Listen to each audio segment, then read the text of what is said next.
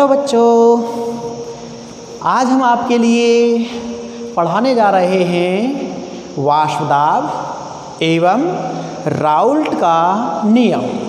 वाष्प दाब एवं राउल्ट का नियम, ये अपन का आज का टॉपिक है। इसलिए आप लोग तैयार हो जाइए कॉपी और पेन लेकर के अपने नोट्स बनाने के लिए। जैसा कि आपको पता है, इससे पहले अपन ने आप लोगों को कुछ लेक्चर दिए थे। उन लेक्चरों के आप लोग वीडियो देखने के बाद अपने नोट्स बना लेना है। इसलिए क्रम वाइज आप लोग वीडियो देखते हुए अपने नोट्स प्रिपेयर करना शुरू कर दें। ओके, आज के लिए अपन चलते हैं द्रव विलयनों का वाष्प दाब।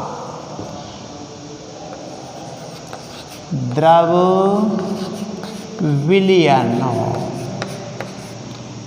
का वाष्प दाब। Vapour pressure of liquid solution. Liquid solution, हम जानते हैं कि जो द्रव पदार्थ होते हैं, उन द्रव पदार्थों के अंतर्गत एक सबसे मोस्ट इम्पॉर्टेंट जो प्रक्रिया है वो है आपके वाष्पीकरण की। क्या है बच्चों? वाष्पीकरण की प्रक्रिया किन के अंतर्गत पाई जाती है? द्रव विलयनों के अंतर्गत पाई जाती है। यदि कोई पात्र खुला है, पात्र कैसा है? खुला पात्र है। इस तरह से कोई आपका खुला पात्र है, इस खुले पात्र के अंतर्गत कोई द्रव पदार्थ भरा हुआ है। क्या भरा हुआ है? द्रव पदार्थ भरा हुआ है। तो इसकी सतह से वाष्पन की क्रिया होना प्रारंभ कर देती है। क्या होगा? वाष्पन की क्रिया शुरू हो जाती है। ठीक है ना? तो इसके अंतर्गत ये जो विलयन इसके अंतर्गत भरा हुआ है पात्र में, इसमें से द्रव विलयन जो आपका है वो सतह से क्या है? सतत रूप से, निरंतर रूप से, लगातार रूप से वाष्प में परिवर्तित होता रहेगा। इसलिए इस प्रकार के विलयनों के अंतर्गत वाष्प दाब उत्पन्न नहीं होता है। लेकिन यदि अपन इस पात्र को बंद मान लिया जाए, पात्र कैसा मान ले बच्चों? एक बंद पात्र मान लिया जाए। इसके अंतर्गत अपन ने विलयन भर लिया और पात्र को क्या कर दिया अपन ने भी? ऊपर से इसको बंद कर दिया इस तरह से। ओके, ये इसके अंतर्गत विलयन, और इस विलयन के अंतर्गत द्रव विलयन है या पदार्थ है आपका द्रव विलयन। तो इसके अंतर्गत भी क्या होगा? सतह से वाष्पन की प्रक्रिया होती है।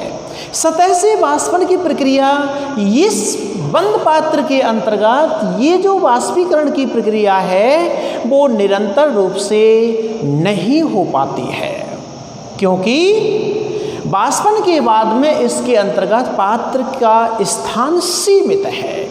इसलिए वाष्पन की क्रिया कुछ समय के बाद में क्या हो जाएगी? आपकी स्थिर हो जाएगी। तो इसके अंतर्गत ये जो आपकी वाष्प है, क्या है? बंद पात्र के अंतर्गत वाष्प आपकी है। वो वाष्प के जो कण होंगे वो पुनः इस द्रव विलयन की अंतर्गत परिवर्तित होते रहते हैं।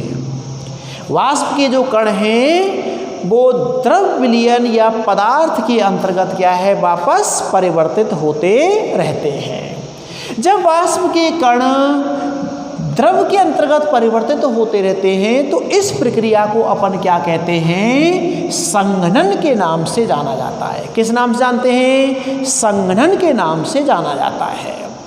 तो ये जो आपकी प्रक्रिया है, इसमें वाष्पन की प्रक्रिया और संघनन की प्रक्रिया, दोनों प्रक्रियाएं क्या है? साथ साथ चलती हैं। तो एक अवस्था इनकी ऐसी आती है जब वाष्पन एवं संघनन की जो प्रक्रिया होती है वो एक साम्य अवस्था को प्राप्त कर लेती है। तो साम्य की अवस्था को अपन किस प्रकार से लिख सकते हैं? ये है आपका वाष्पन, और वाष्पन की क्रिया किसके साथ में आपके भैया?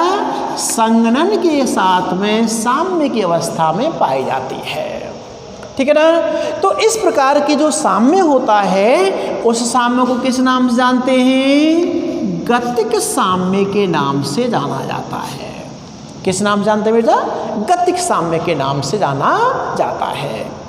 इसलिए जो वाष्प दाब होता है उसको अपन एक बंद पात्र के अंतर्गत परिभाषित करते हैं। तो कैसे है? स्थिर ताप पर। किस पर भैया? स्थिर ताप पर एक बंद पात्र में, स्थिर ताप पर एक बंद पात्र में वाष्प एवं द्रव की साम्य अवस्था में, वाष्प एवं द्रव विलयन है आपका, या द्रव विलयन लिख सकते हैं या द्रव लिख सकते हैं।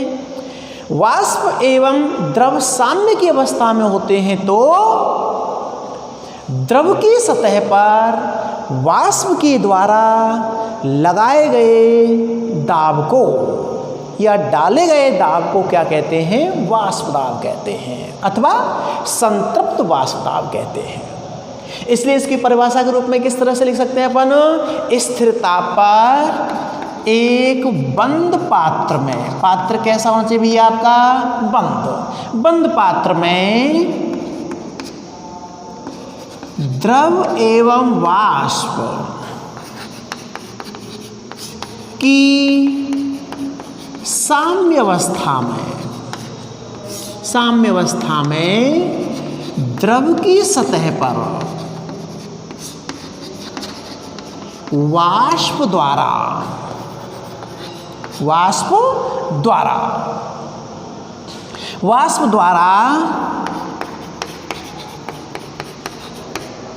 लगाए गए दाब को या क्या कह सकते हैं? डाले गए दाब को वाष्प दाब कहते हैं। वाष्प दाब कहते हैं। या ऐसे क्या कह सकते हैं भैया? संतृप्त वाष्प दाब कहते हैं, संतृप्त वाष्प दाब कहते हैं। ठीक है ना?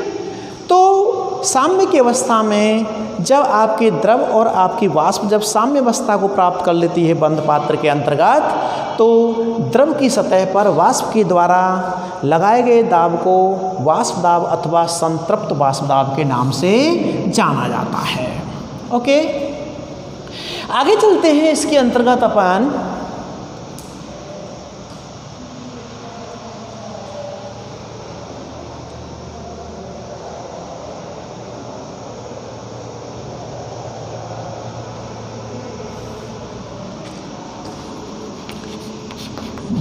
द्रव विलयनों का वाष्प दाब, द्रव विलयनों का वाष्प दाब। द्रव विलयनों के वाष्प दाब के अंतर्गत क्या है? मान के चलते हैं कि कोई दोनों द्रव पदार्थ हैं। अब मान के चलते हैं कि कोई किसी द्रव विलायक में, शुद्ध द्रव विलायक में कोई अवाष्पशील विलेय पदार्थ घोल दिया जाता है, अवाष्पशील विलेय पदार्थ घोल दिया जाता है, तो शुद्ध विलायक के वाष्प दाब की अपेक्षा, शुद्ध विलायक के वाष्प दाब की अपेक्षा विलयन के वाष्प दाब में कमी हो जाती है। इसे वाष्प दाब का अवनमन कहते हैं। वाष्प दाब का अवनमन कहते हैं। ठीक है, तो किस तरह से लिख सकते हैं अपन? यदि किसी शुद्ध विलायक में, विलायक कैसा है? वाष्पशील। यदि किसी शुद्ध विलायक में कोई अवाष्पशील विलेय पदार्थ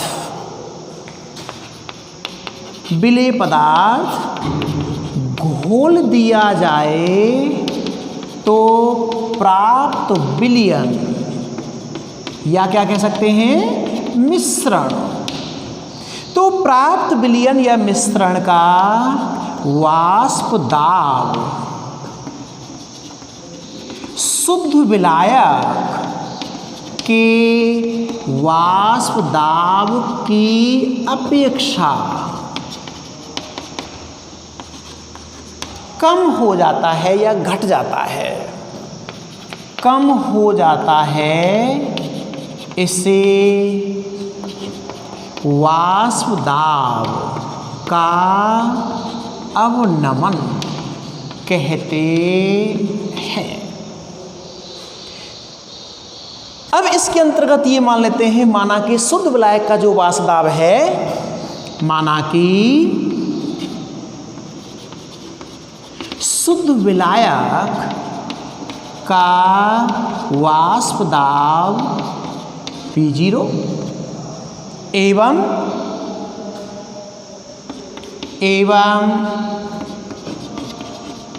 विलयन का वाष्प दाब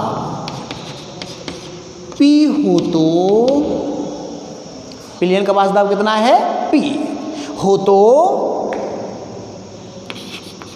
वाष्प दाब में अवनमन या वाष्प दाब का अवनमन, वाष्प दाब में अवनमन या वाष्प दाब अवनमन इजिकल टू क्या होगा? P0 minus P। यानी शुद्ध विलायक के वाष्प दाब में से यदि विलयन के वाष्प दाब को घटा दिया जाए तो इसे वाष्प दाब का अवनमन कहते हैं। ये आपका सूत्र निकल जाता है इस तरह से।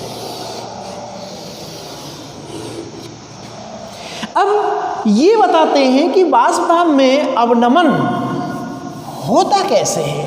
इस प्रक्रिया को अपन इस प्रकार से समझ सकते हैं कि एक पात्र में भैया कोई शुद्ध विलायक भरा हुआ है। क्या भरा हुआ है? शुद्ध विलायक भरा हुआ है। ठीक है, ये आपका एक पात्र है। इस तरह से देखिए, ये आपका एक पात्र है और इस पात्र को अपन ने इस तरह से, इस पात्र को अपन ने इसके अंतर्गत शुद्ध विलायक भर दिया। इस तरह से क्या भर दिया भैया? इसमें शुद्ध विलायक है। ये अपन ने डाल दिया इसमें विलायक। ओके, इसको अपन ने बेल जार से क्या कर दिया भैया? बंद कर दिया, ढक दिया। इस तरह से, इस तरह से अपन ने बेल जार से इसको बंद कर दिया। और अब इसके अंतर्गत क्या होगा? जो वाष्पीकरण की प्रक्रिया है, जो वाष्पन की प्रक्रिया है, क्योंकि वाष्पन की प्रक्रिया कैसी है? एक सतही घटना है। कैसे भैया? सतही घटना है। तो शुद्ध विलायक के जो यहाँ इस सतह पर वाष्प कण होंगे, वाष्पशील कण जो होंगे, वो कहाँ जाएंगे भैया? आपके वाष्पित होकर के यहाँ आ जाएंगे।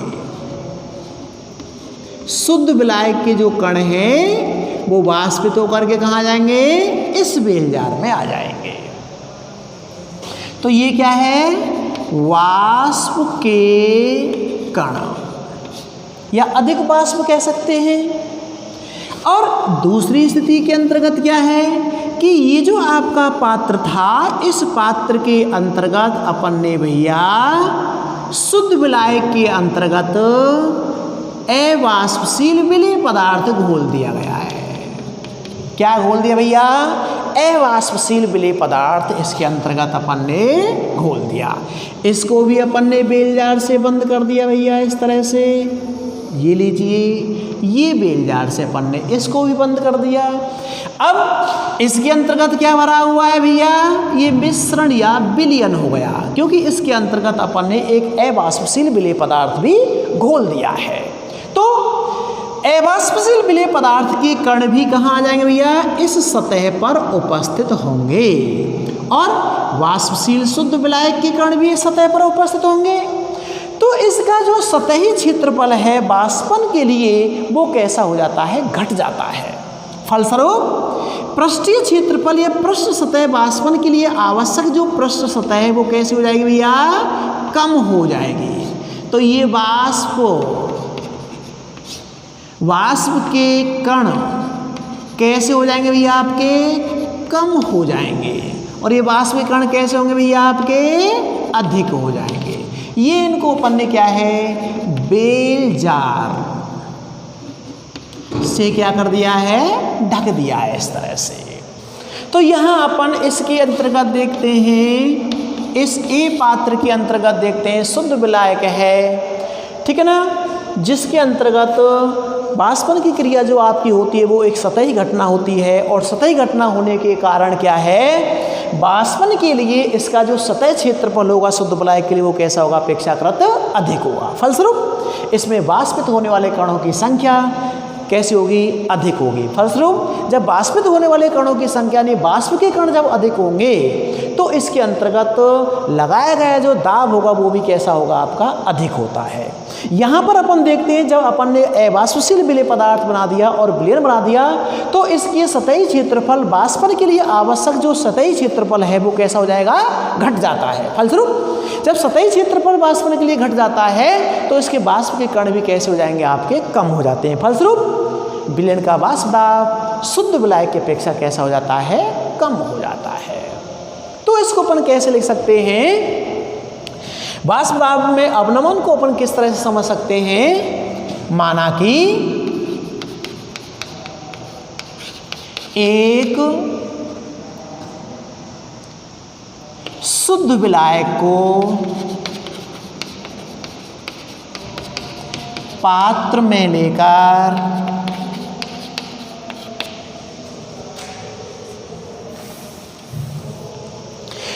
तो वाष्प दाब में अवनमन को अपन इस प्रकार से समझ सकते हैं, चूंकि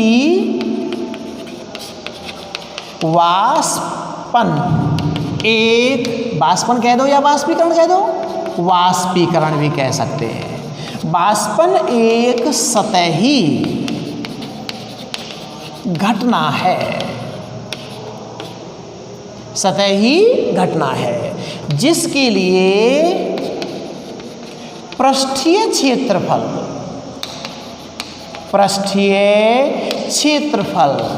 जितना अधिक होता है वाष्पन की प्रक्रिया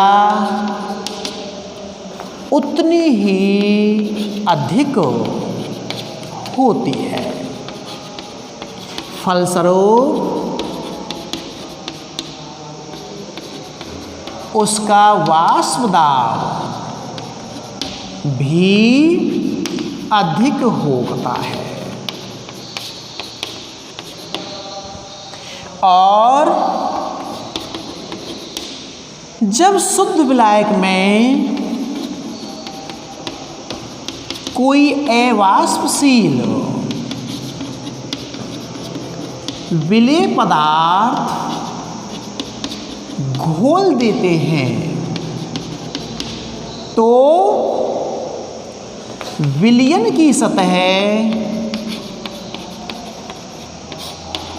पर वाष्पन के लिए पृष्ठीय क्षेत्रफल घट जाता है, जिसके कारण वाष्पन कम होने से विलयन का वाष्प दाब भी घट जाता है। ध्यान दीजिए,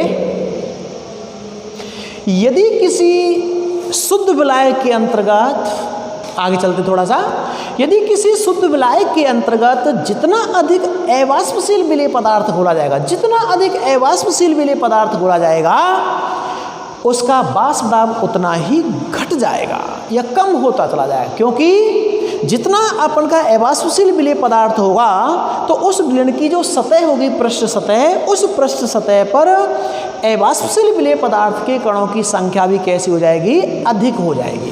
फलस्वरूप वाष्पन की जो आवश्यक, वाष्पन के लिए आवश्यक जो पृष्ठ क्षेत्रफल होगा, पृष्ठ जो सतह होगी वो कैसी हो जाएगी, आपकी कम हो जाती है, जिसके कारण विलयन का वाष्प दाब घट जाता है। ठीक है, विलयन के वाष्प दाब के अंतर्गत राउल्ट नामक वैज्ञानिक ने, राउल्ट कह सकते हैं या राउले कह सकते हैं, राउल्ट नामक वैज्ञानिक ने इसमें संबंध दिया था क्या दिया था भैया, संबंध दिया था, मात्रात्मक संबंध दिया था, इसलिए उनको अपन क्या कहते हैं, राउले का या राउल्ट का नियम। ये जो राउल्ट का जो नियम होता है, राउल्ट या इसको क्या कहते हैं, राउले का नियम। ये जो राउल्ट या राउले का जो नियम होता है वह दो प्रकार से दिया जाता है, वाष्पशील विलेय पदार्थों के लिए और अवाष्पशील विलेय पदार्थों के लिए राउल्ट का नियम। तो सबसे पहले बात करते हैं वाष्पशील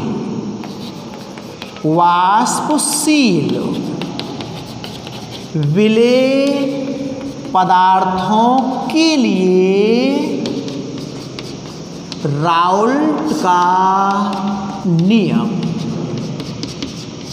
वाष्पशील विलेय पदार्थों के लिए राउल्ट का नियम, यानी विलयन के अंतर्गत जो कम से कम दो घटक जो अवयव होते हैं, विलेय और विलायक, तो उसके अंतर्गत अपन ने जो विलेय पदार्थ लिया है वो कैसा लिया है भैया, वाष्पशील लिया है।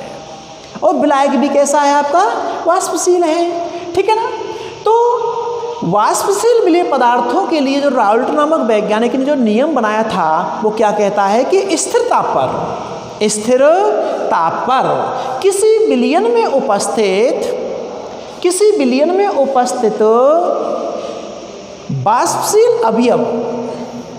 वाष्पशील अवयव, अब उसका अवयव विलेय भी हो सकता है और वो क्या हो सकता है भैया, आपका विलायक भी हो सकता है। तो वाष्पशील अवयव का आंशिक वाष्प दाब उस अवयव की मोल अंश के या मोल भिन्न के समानुपाती होता है। कैसे लिख सकते हैं, इस नियम के अनुसार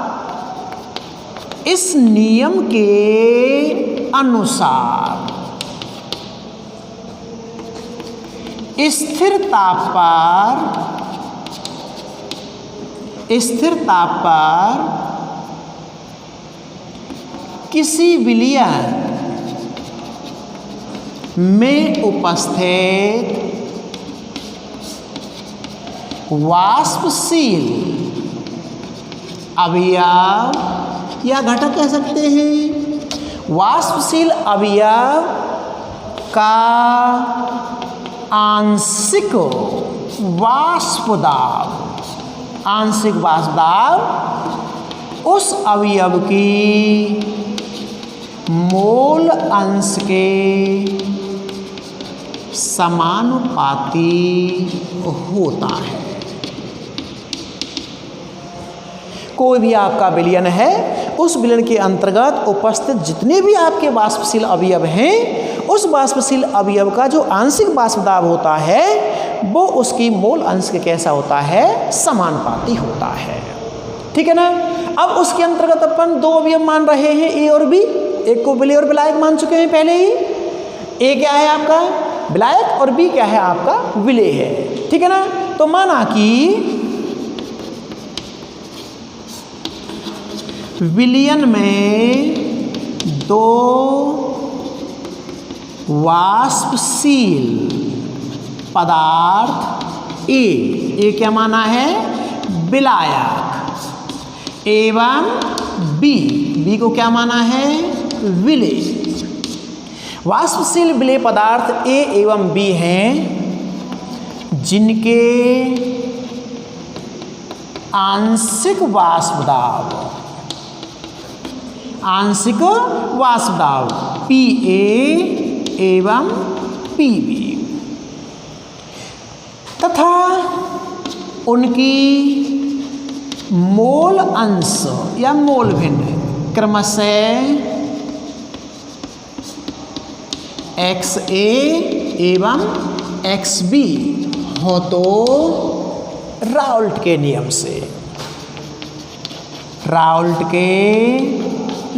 से क्या कह सकते हैं, ए अवयव के लिए p a is proportional to x a, ठीक है। इसको लिख सकते हैं p a is equal to P zero x a, समीकरण 1। और बी अवयव के लिए, बी अवयव के लिए बी को क्या माना है, विलेय। तो क्या हो जाएगा, P B is proportional to x B. समानुपाती चिन्ह हटाते हैं तो P B is equal to P zero x B. यहाँ पी जीरो ए कहते हैं और यहाँ पी जीरो बी कहते हैं। ये समीकरण क्या बन गया भैया आपका, 2 हो गया। जहाँ पी जीरो ए एवं पी जीरो बी क्रमशः शुद्ध विलायक, क्रमशः शुद्ध अवस्था में ए एवं बी अवयव के वाष्प दाब हैं। कैसी अवस्था में, शुद्ध अवस्था में। ध्यान दीजिए, शुद्ध अवस्था के अंतर्गत किसी भी अवयव का जो वाष्प दाब होता है वो निश्चित होता है, स्थिर होता है। इसलिए यहाँ पर क्या माना है इनको भैया, स्थिरांक माना है। तो शुद्ध अवस्था में P0A और P0B क्रमशः शुद्ध अवस्था के अंतर्गत क्या है, A और B अवयवों के वाष्प दाब हैं। अब राउल्ट नामक वैज्ञानिक ने बताया था कि इस विलयन का जो वाष्प दाब होगा, विलयन का वाष्प दाब जो होगा वो क्या होगा भैया आपका, विलयन का जो वाष्प दाब होगा वो आपके विलयन में उपस्थित समस्त अवयवों के आंशिक वाष्प दाबों के योग के बराबर होता है। ठीक है ना। समस्त जितने भी अवयव हैं वाष्पशील, जिसमें ए और बी दोनों अवयव वाष्पशील हैं, तो इन दोनों अवयवों के आंशिक वाष्प दाबों के योग के क्या होता है, बराबर होता है। तो इस प्रकार से अपन क्या लिख सकते हैं आगे भैया, अतः विलयन का कुल वाष्प दाब P हो तो क्या होगा, P हो तो। इसे अपन डाल्टन के आंशिक वाष्प दाब के नियम से भी देख सकते हैं। डाल्टन के आंशिक वाष्प दाब या डाल्टन के नियम से, आंशिक वाष्प दाब के नियम से भी कह सकते हैं। P equal to P A plus P B, ये हो गया आपका। तो समीकरण 1 और 2 से इसका मान रख देते हैं। समीकरण 1 व 2 से क्या हो जाएगा, P equal to P0A x A plus P0B x B. ये हो गया आपका समीकरण 3। यहाँ पर ये कुल विलयन का वाष्प दाब हो जाता है इस प्रकार से। अब जरा देखिएगा कि हम जानते हैं कि XA और XB विलयन के अंतर्गत समस्त अवयवों के जो मोल अंशों का योग होता है वो कितना होता है, इकाई 1। तो अपन जानते हैं चूंकि XA plus XB equal to कितना है भैया, 1। तो अपन इसमें XA की वैल्यू पुटअप कर सकते हैं। तो XA इजिकल टू कितना हो जाएगा, 1 माइनस XB। तो यहाँ पर XA का मान पुटअप करिए अथवा XB का मान पुटअप किए, एक स्थिति के अंतर्गत इस समीकरण को लेकर के आते हैं। इसलिए अतः P इजिकल टू क्या हो जाएगा, P0A 1 minus XB plus P0B XB। कोष्ठक खोलते हैं, P0A minus P0A XB plus P0B XB। Plus वाले को इधर ले आते हैं, माइनस वाले को इधर पहुंचा देते हैं। तो ये हो गया आपका P0A plus P0B XB minus P0A XB। यहाँ से अपन XB कॉमन ले सकते हैं। तो आगे चल के क्या हो जाएगा, अतः विलयन का जो कुल दाब है वो कितना आ जाएगा भैया आपका, P इजिकल टू हो गया P0A प्लस XB कॉमन ले लेते हैं। कितना बचा, P0B माइनस P0A।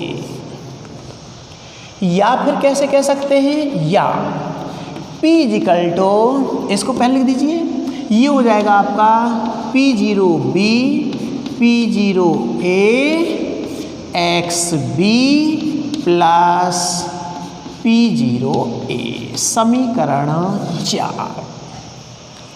क्या देख रहे हैं, ये जो आपका समीकरण है, ये जो समीकरण है आपका 4, वो आपका एक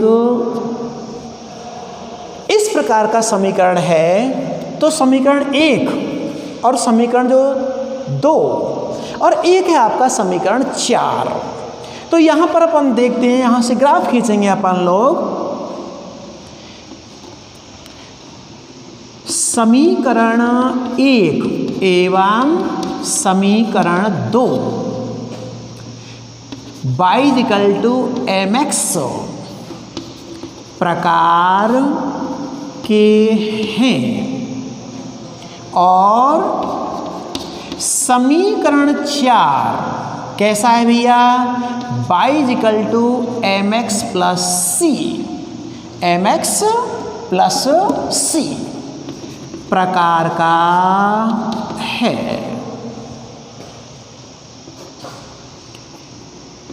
इनके द्वारा वाष्प दाब एवं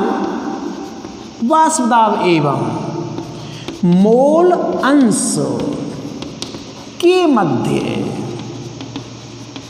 ग्राफ खींचा जाए तो एक सरल या सीधी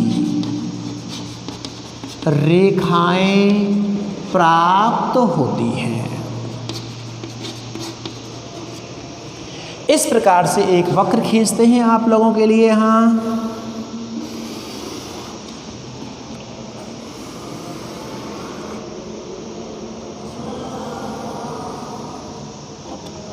ये हो गया आपका XA इजिकल टू 1, तो XB इजिकल टू कितना हो भैया 0।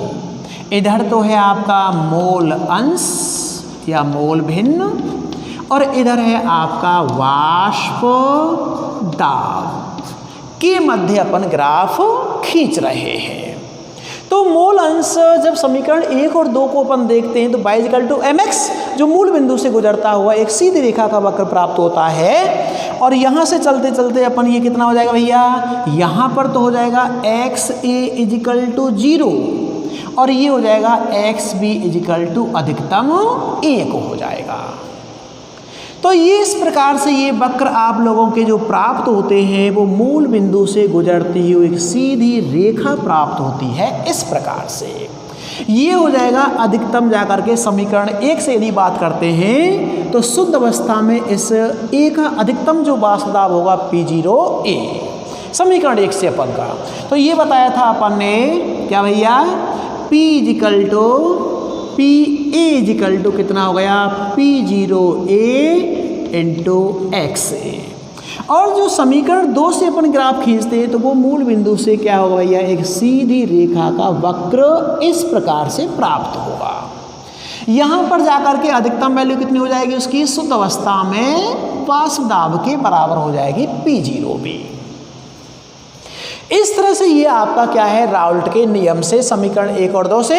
यदि अपन समीकरण 4 को देखते हैं तो इस समीकरण 4 के अंतर्गत आपको पता लग रहा है कि जो P0B है अर्थात जो B पदार्थ है, जो B पदार्थ वाष्पशील जो विलेय पदार्थ है वो A विलायक की अपेक्षा कैसा है, अधिक वाष्पशील है, तो उसका वाष्प दाब ज़्यादा है, इसलिए इसका वाष्प दाब ऊपर और ये आपका वाष्प दाब कैसा होगा, कम। अब इन दोनों को जोड़ दिया जाए तो ये भी एक सरल रेखा का वक्र या अपन का मूल अंश के रूप में फलन इस प्रकार से आपको प्राप्त होता है। ये हो जाएगा आप लोगों का P कुल, इसे कहते हैं P0A XA plus P0B XB। और ये अपन का समीकरण 2 से खींचा है तो ये हो जाएगा आपका PB equal to P0B x B के बराबर हो जाएगा। ये हो गया आपका राउल्ट का नियम, जिसके अंतर्गत अपन ने वाष्प दाब और मोल अंश के मध्य वक्र खींचे हैं, जो एक सरल रेखा के फलन या वक्र प्राप्त होते हैं इस तरह से। राउल्ट का जो दूसरा नियम है वो आता है अवाष्पशील विलेय पदार्थों के लिए। तो अवाष्पशील विलेय युक्त विलयन, ऐसे कह सकते हैं, विलयनों के लिए राउल्ट या राउले का नियम। अवाष्पशील विलेय युक्त विलयनों के लिए राउल्ट का नियम। ध्यान दीजिए, यदि किसी वाष्पशील विलायक में कोई अवाष्पशील विलेय पदार्थ घोलते हैं, अवाष्पशील विलेय पदार्थ घोलते हैं, तो उस स्थिति के अंतर्गत विलयन का जो वाष्प दाब होगा, विलयन का जो कुल वाष्प दाब होगा, वो वाष्पशील अवयव अर्थात शुद्ध विलायक के वाष्प दाब के बराबर होता है, या शुद्ध विलायक के वाष्प दाब से दिया जाता है। ठीक है ना। इसलिए अवाष्पशील विलेय युक्त विलयनों के लिए भी राउल्ट का जो नियम था वो क्या है, स्थिर ताप पर अवाष्पशील विलेय युक्त विलयनों के अंतर्गत विलयन में उपस्थित वाष्पशील अवयव या वाष्पशील विलायक, तो वाष्पशील अवयव का आंशिक वाष्प दाब उस अवयव की मोल अंश के समानुपाती होता है। तो इस नियम के अनुसार, इस नियम के अनुसार स्थिर ताप पर अवाष्पशील विलेय युक्त विलयन में उपस्थित अवाष्पशील विलेय युक्त विलयन में उपस्थित वाष्पशील कौन होगा, विलायक। वाष्पशील विलायक की या वाष्पशील विलायक का आंशिक वाष्प दाब उसकी मोल अंश के समानुपाती होता है, मोल अंश के समानुपाती होता है। इस तरह से अपन कह सकते हैं। तो इस स्थिति के अंतर्गत विलयन का जो वाष्प दाब होगा वो विलायक के वाष्प दाब के बराबर या विलायक की वाष्प दाब के द्वारा दिया जाता है। इस प्रकार के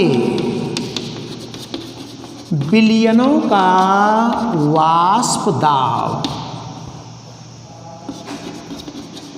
विलायक के वाष्प दाब से दिया जाता है, अर्थात P विलयन का कुल वाष्प दाब किसके बराबर होगा भैया, PV के बराबर होगा। किसके बराबर होगा, PV के बराबर होगा। तो यहाँ पर अपन मान लेते हैं क्या भैया, तो विलायक क्या है, B, विलायक क्या है, A। तो इसके अंतर्गत क्या होगा, PA is proportional to XA, PA is proportional to XA। समानुपाती चिन्ह हटाते हैं तो PA इजकल टू क्या होगा, P0A इंटू XA हो जाएगा। ठीक है। तो ये इस तरह से अपन का क्या है, वाष्प दाब दे दिया जाएगा।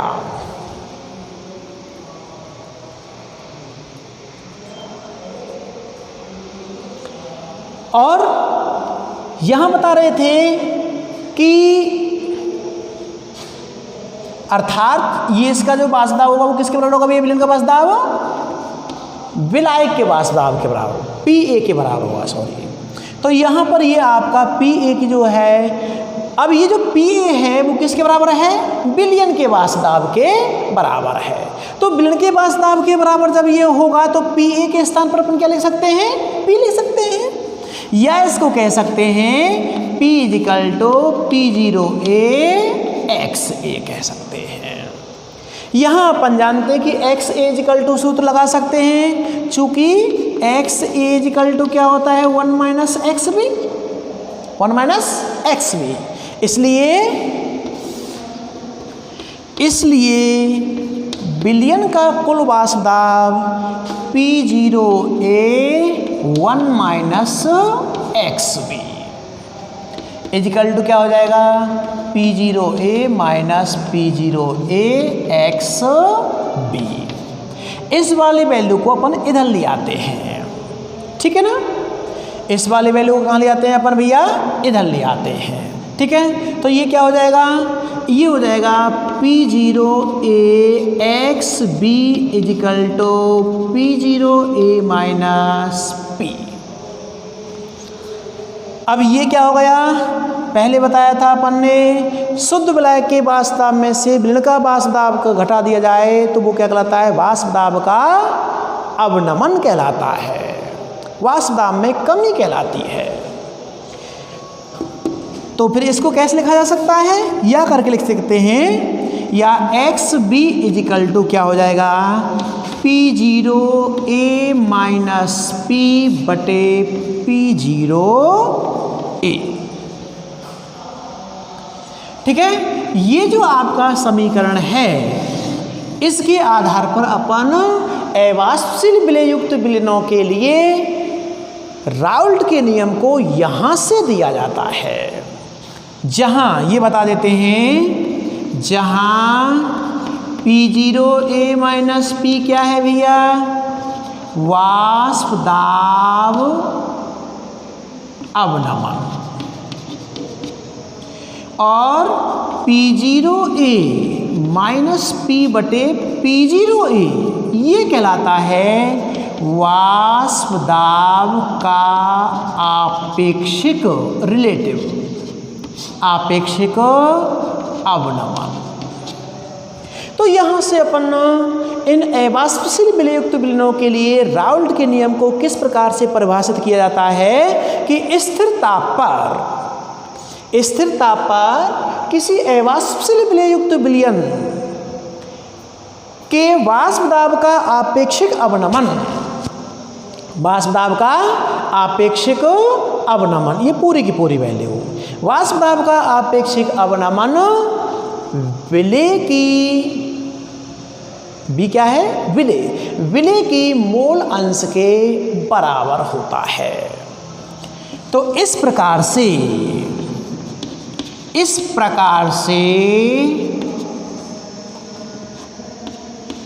अवाष्पशील विलययुक्त विलयन के लिए राउल्ट के नियम को निम्न प्रकार से दिया जाता है। इस नियम के अनुसार स्थिर ताप पर अवाष्पशील विलययुक्त विलयन, अवाष्पशील विलययुक्त विलयन, विलययुक्त विलयन का वाष्प दाब का आपेक्षिक अवनमन, आपेक्षिक अवनमन विलय की मोल अंश के समान या बराबर होता है। समान या बराबर होता है। स्थिरता पर अवाष्पशील विलययुक्त विलयनों का वास्तव का आपेक्षिक अवनमन विलय की मूल अंश के बराबर या समान होता है। ओके, पर एक न्यूमेरिकल ले लेते हैं। देखिए 350 केल्विन ताप पर शुद्ध अवयव A तथा B के वाष्प दाब क्रमशः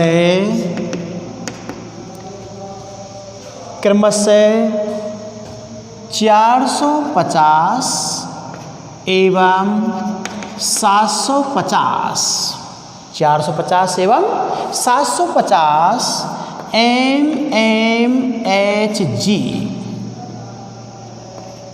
है। यदि विलयन का कुल वाष्प दाब दाब 600 mmHg हो तो द्रव विलयन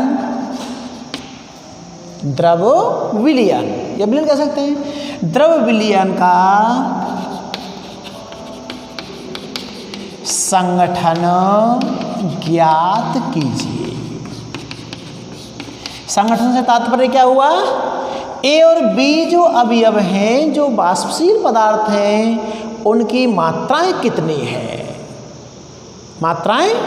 हैं, ठीक है ना। तो दिया हुआ है